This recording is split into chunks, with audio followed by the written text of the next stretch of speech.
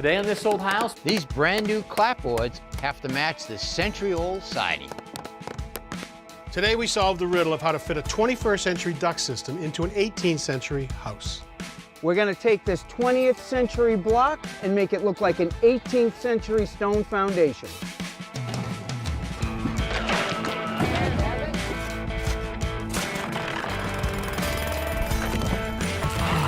that's it.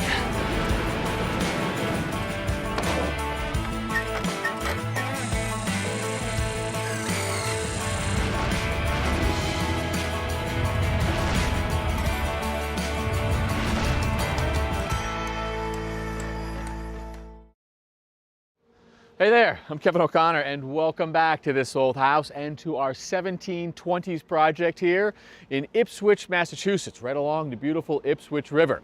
Now we're doing everything we can to save and to restore this original gambrel out front. But at over 300 years old, that poses some challenges. Fortunately, everything out back is brand new. There's a new L plus living quarters above a garage. Charlie's team has been busy installing new windows back here. Okay, got it. A waterproof membrane went down to protect the roof before shingles are installed. Inside, Heath's crew has been pulling wires and setting boxes for a new electrical service. And in the garage, Morrow's crew is painting clapboards, which we hope to install today. Hey, Tommy, Charlie. Kevin? Hey, Kevin. Clapboards today?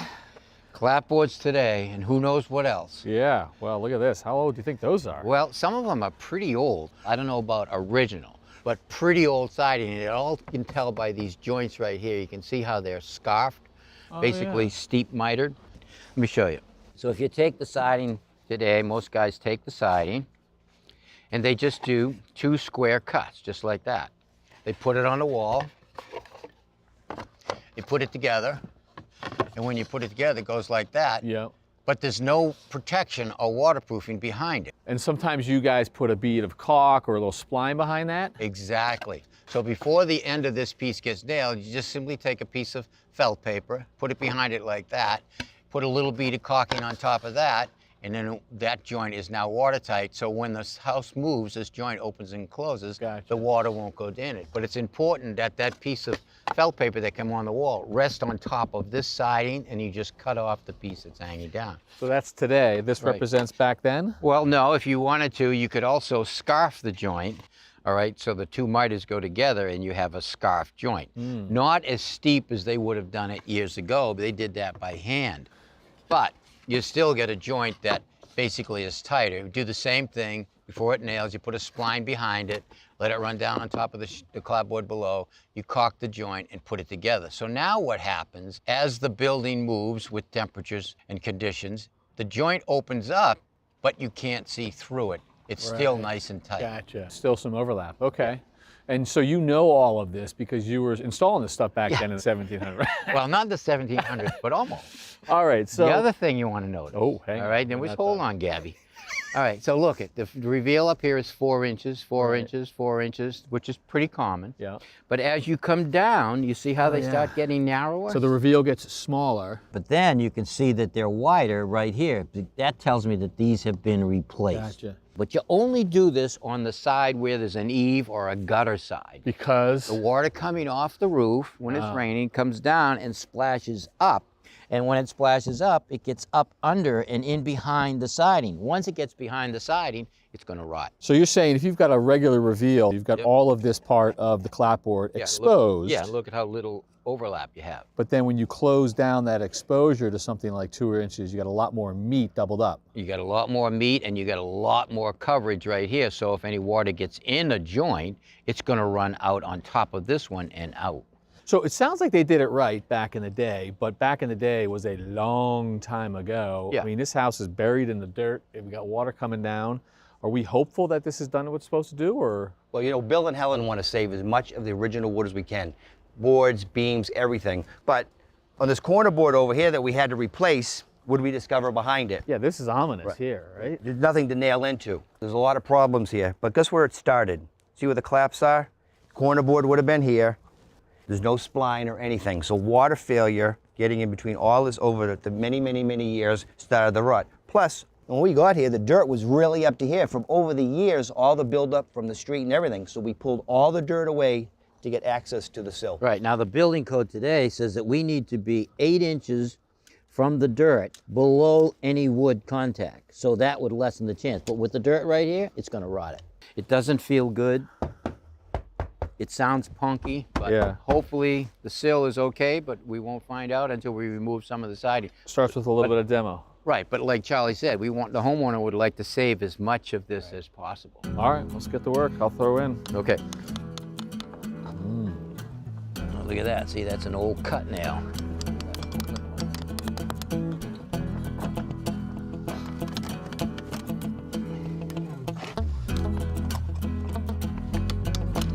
Right, so now look here.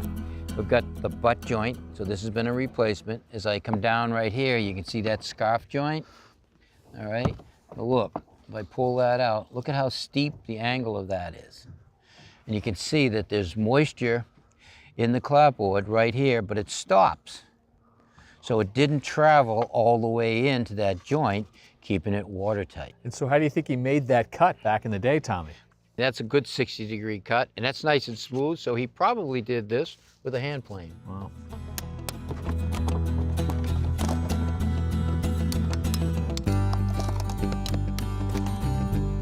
All right, so look at this joint right here. This is definitely the original sheathing to the house, so 1720s.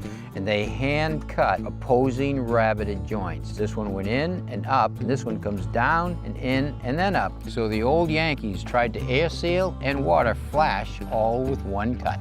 You know what? It's not as bad as I thought. No, it isn't as bad as you thought. I mean, What do you- 1720. So what do you think we got to do to fix it? Well, what I want to do is I want to cut out a section of this sill. I don't want to replace the whole thing because it's really solid in here. But I want to replace a little bit of it so we have more meat right here and a filler.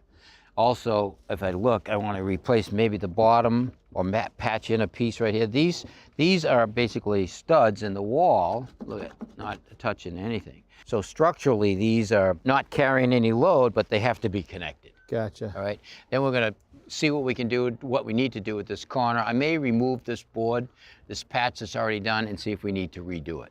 And then once we've got that structure and sill replaced, we can start sheathing it again. Yeah, I also Start want weaving to. in. Yeah, but I also want to fill back under here with some water, patch that back in, keep the dirt away, and then we'll patch it back in with some of the old board if we can, but some pressure-treated lumber, and then siding. All right, well, we got a little bit of work ahead of us. And these boards are rotted here, so we're gonna actually weave these clapboards back and just replace what we need to. Okay. Save what we can save. Back to it.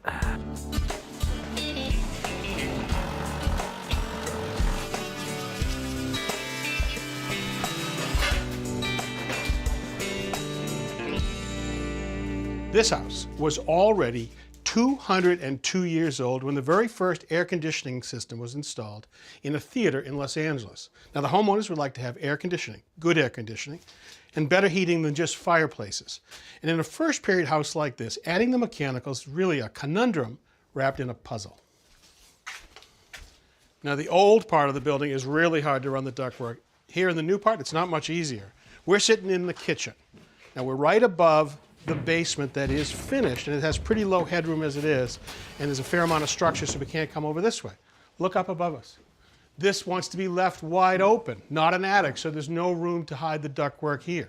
We've got glass on this side, glass on this side, and no real way to run the ductwork coming up and down. But there is one place. Look at this. We're going to find a place to hide our trunk right in here. So here it comes right here. This is an oval duct. It'll be our full supply for this zone of our mini duct system. So in the original pantry right here, we needed to get our ductwork to upstairs into this building. So Charlie dug out all the rubble underneath these old joists, original joists. Here you can see that oval duct again right here coming along. We also ran our drain lines for the bathroom. And you can see right here, we were able to hide them both inside this padded wall. Not much space. So up here in the original bedroom, you can see that our trunks have run up here to this future bathroom. Hey, James. Hey, Richard. James is handling all of our HVAC this time. Yep. So the last part of the piece of the puzzle is these sound attenuators. Each one is going to have its own branch, and it has this cloth core right here. that actually allows the aspiration and it keeps the system nice and quiet. That's right. So you only have a couple of these per each room and one central return for the entire So system. you don't need individual returns. Nope. Now, we've used these before, but this house is really a perfect candidate. Exactly. All right, so you got your trunks in, and now we just got to get the last mile. So we already cut in all the takeoffs to the main trunks here. So now all we have to do is take our sound integrated tubing and then the interlocks here together. So once this clicks in, we're good to go with that. And then seal it up with tape so you don't get any air loss. Now, the science of this system couldn't be more straightforward. You just need the right number of attenuators, outlets, to match the load of the building. Now, typically, that's what, one for every 10 by 12 area about? Exactly, Richard. And then it depends what you want to see in the room. You can get pretty much any species of wood, and then Yeah. you can stain them to match. They can be painted, Right. whatever you want. And really disappear. Yep. Now, we were talking earlier about doing one more cool thing that we've done before. We've taken some of the old boards and trimmed them in, and we could actually take the attenuator, paint it black, and then mount it behind, and then drill at an angle to make it look like an old knot, and just use a rasp, so that it would be quiet comfort you just don't see. Pretty cool.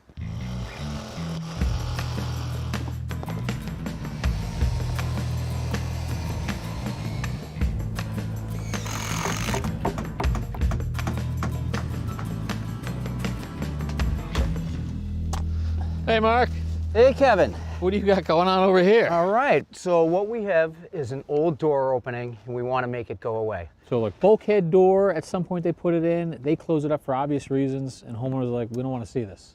We want to dress this up, make it look like rubble stone foundation all the way around. Exactly. But luckily for us, we have enough stone on this site here to mimic what we want to do. We're not going to build it exactly the same way, but we do have a solution, which is stone veneer.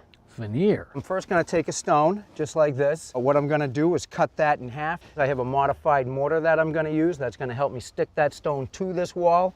And the most important thing I'm going to do, Kevin, is mimic the work behind me. So it starts with a cut. That's right. All I'm going to do is turn it on, pull the saw down, push the table forward, and just walk my stone back and forth. This blade will heat up pretty quickly.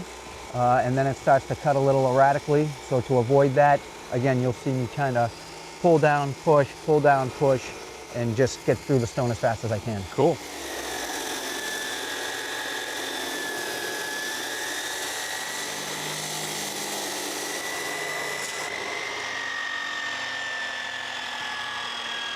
Oh yeah. Look at that. Wow. That is awesome. That's smooth as glass right there. Smooth. You throw the mortar on that, throw it up against the block wall, wait a couple minutes, it'll stick, next stone. So this is more of a base that you're starting with, Mark, because that's not a veneer. That's right. So what I'm doing down here is I'm mimicking the bottom stones that I have on the wall. Sure, kick that a little bit. That's right. And you can start see where the small stones start to come up as you climb the wall. Gotcha. So this particular stone might go somewhere in here. Right. They But- taper it back up. We'll taper it back up, but again, we're just trying to mimic these base stones. You see something you like around here, I'll go get it for you. All right.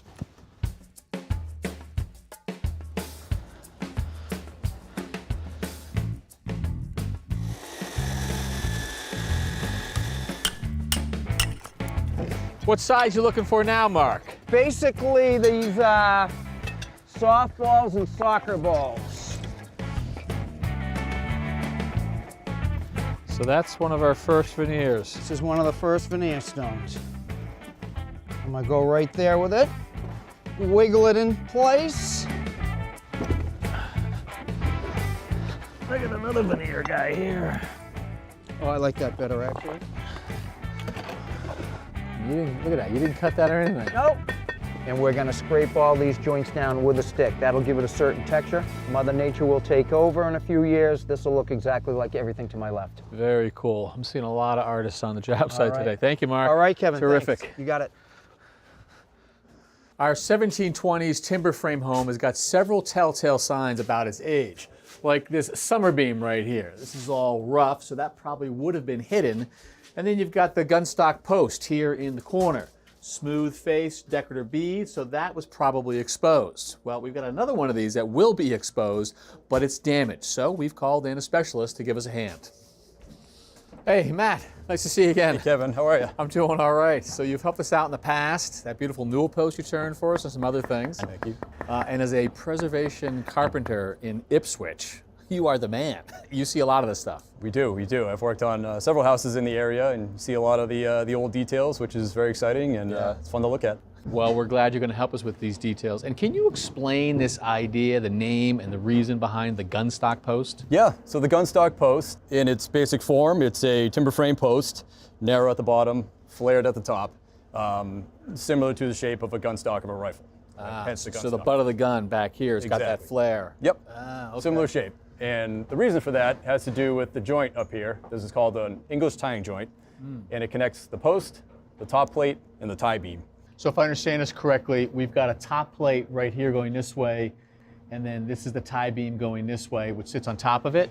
Correct.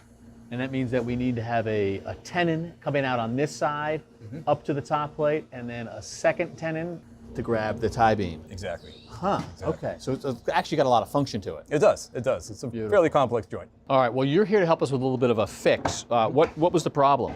Yeah, this cork bead was split out. Some kind of damage, maybe something hit it. Big chunk taken out of it. Or what I did, cut out the damaged area. Glued in a new piece of eastern white pine, same species. I let the glue dry, and we're ready to start shaping it. So first thing, we'll just kind of clean off the glue a little bit. Now we got the glue cleaned up, we're going to take the smoothing plane. We're going to plane this flush with the side of the post. She removes quite a bit of material. It does. You set it pretty aggressive, they'll cut it pretty quick. And as I get close to the finish, I'll pull the blade back, a little more refined, really dial it in, so it's nice and flush. And that's the same way they would have been doing it 300 years ago. Exactly, yeah. They'd do this before they put the building up. They would take the hand plane and smooth these timbers out, put the detail on, and then put the whole frame up. And it looks like the old timer actually left his old plane too. He did. Sometimes the old tools are just as good or better than the new ones. So I'll give that to you. And now I'm just going to refine it, get it nice and flush with a more refined hand plane. There's a little more thin shavings. See paper thin, it's actually translucent.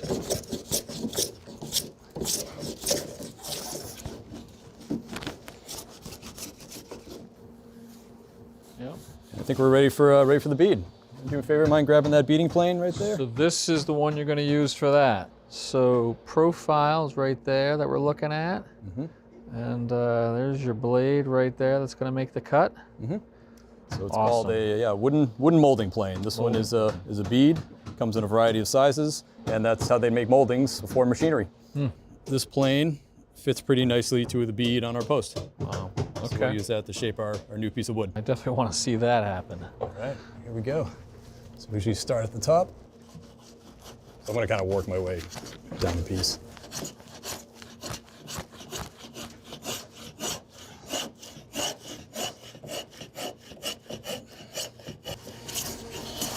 Matt, I would have started at the bottom and worked my way up. Why'd you work at the top down? Yep, so the reason for that, we like to establish that cork. It gives the plane a little track to ride in. And then once you've got the track, now you can go Then up off and you down. go. Yep. Like that? Yeah, right now it's pretty good to go. Probably a little bit of sandpaper. We could take some of that fuzz off, but at this point, it's shaped. Yeah. It's matching the post. Shape and match for sure. I mean, look at that. That is just sort of uniform. Okay. Yeah. So when you're working with the homeowners, how do you typically dress it up in terms of the look? Because this is obviously such an apparent patch. Right. So there's two options you could do. You could just leave it and show off the repair. Say it's part of the history, Right. which is one great option. Another one is to try and stain it to match. We'll do that a lot on doors that we patch, things like that.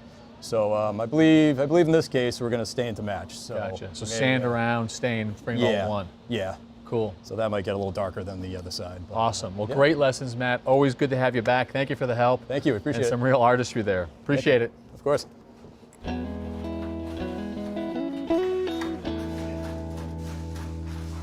All right, a couple claps here. Holy mackerel, the sun's down, the work lights are on. You guys haven't gotten this wall done yet? Somebody was going to help us a little while ago and left. I was working with the artists. Oh, yeah. The Working? stonemasons, the carpenters. Working? Watching?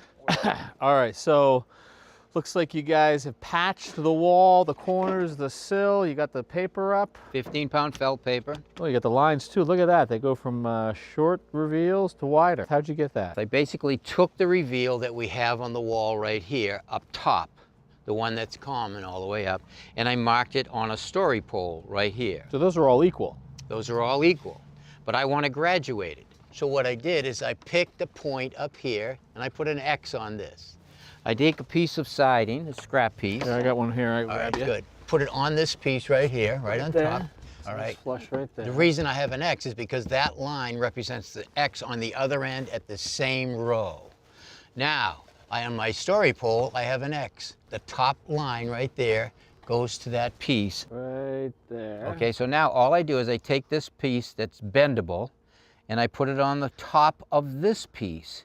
And now, because it's bending and it comes up the wall, all of my marks will graduate in the radius of the circle. And then I do the same thing on the other end and I snap my lines, and that's our coursing for this row. So lines are snapped. We just hit the top of each one of those and Right. we're off to the races? Exactly. All right, well, the moon's rising. We gotta get to work. Okay. All right, so we already have our felt paper bent around and it's flashed on top of one another as it goes up. So this corner will be watertight. Now I want to watertight the seam or the joint between the siding and the transition in the inside corner here. So I'm going to back caulk it by just putting a bead of caulking right down there. And I'm going to seal this corner. All right, so now we take our siding, we pick it up. We put the top of the clapboard on our line, right there, and we're going to place our nails about 2 inches up from the bottom of the clapboard.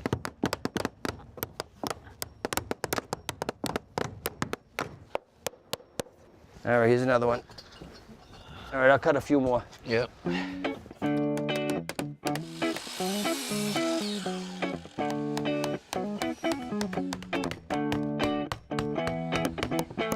Well, you can really see that graduation, Tommy, from the narrow to the slowly wider. Right, so it's thicker down here. It's really protecting this lower part of the house, and the sill will never rot when you do that. And it looks like the homeowners have settled on a color, right? Orange. What do you think? You know, I'm kind of partial orange. Or looks good. Strawberry blonde, whichever. Yeah. All right, so what do we got coming up next time? We're going to be putting up a boathouse where the old barn was. Ooh, boathouse on the river, makes sense. Oh, I like that. All right, well, until then, I'm Kevin O'Connor. I'm Tom Silva. And I'm Charlie Silva. This old house here in Ipswich. All right, let's go. A few more. Before the sun comes up, watch us get this done.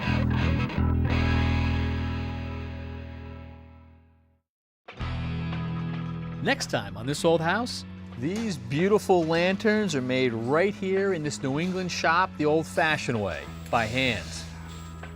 With water restrictions here in Ipswich, we've got to figure out a way to collect rainwater. This house, 10 months to renovate.